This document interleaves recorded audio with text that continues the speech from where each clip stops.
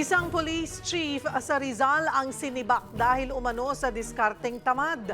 Para sa detalye, live na magbabalita si Dave Abuel. Dave.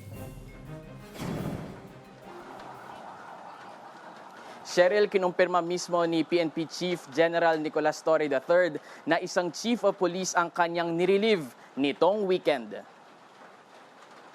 Sa flag raising ceremony kaninang umaga dito sa Camp Crame, nabanggit ni Torre na tinanggal sa pwesto ang hepe ng isang syudad sa Rizal dahil umano sa diskarteng tamad ng mga tauhan nito sa paghawak sa isang kaso ng pagnanakaw. Ayon kay Torre, nagtaka raw ang biktimang businessman nang biglang nawala ang dalawa nitong empleyado. Nalaman na lang daw nito na nawawala rin ang 600,000 pesos niya. Nagsumbong daw ang biktima sa pulis at naiblatter naman ang insidente. Ngunit may kakilala ang biktima na kilala si Torre kaya nalaman ng PNP chief ang pag-handle ng pulis doon sa insidente ng pagnanakaw. Tinawagan daw ni Torre ang provincial director ng Rizal saka nirelieve sa pwesto ang nasabing chief of police. Umaksyon daw ang PD ng Rizal at nakipag-coordinate sa PD ng Negros kung nasaan ang mga suspect sa pagnanakaw at nabawi ang 500,000 pesos. Hindi na na-recover ang 100,000 pesos. Sa presscon, hindi na tinukoy ni Torre ang pagkakakilanlan ng narelieve na hepe.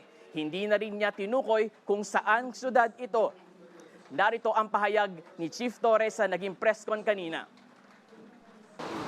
Gawain naman naman talaga yun eh. Kasi, isipin mo naman, nagreklamo ang tao na walang sila ng pera. Alam naman nila kung saan pumunta yung tao eh. May idea sila kasi umuwi ng probinsya. Siyempre, empleyado nila yun eh. Wala pa ng effort ang pulis natin initially kung hindi pa natin i-caution, kung hindi pa natin pwersahin. Cheryl, nanawagan naman si Torres sa mga kapatid nating nakatanggap ng serbisyong tamad mula sa mga pulis. Agad daw itong ipaalam sa kanila. Handa raw silang palitan ang mga commander ng iba pang pulis na masipag at magbibigay ng kalidad na serbisyo sa bayan. Cheryl. Maraming salamat, Dave Abuel.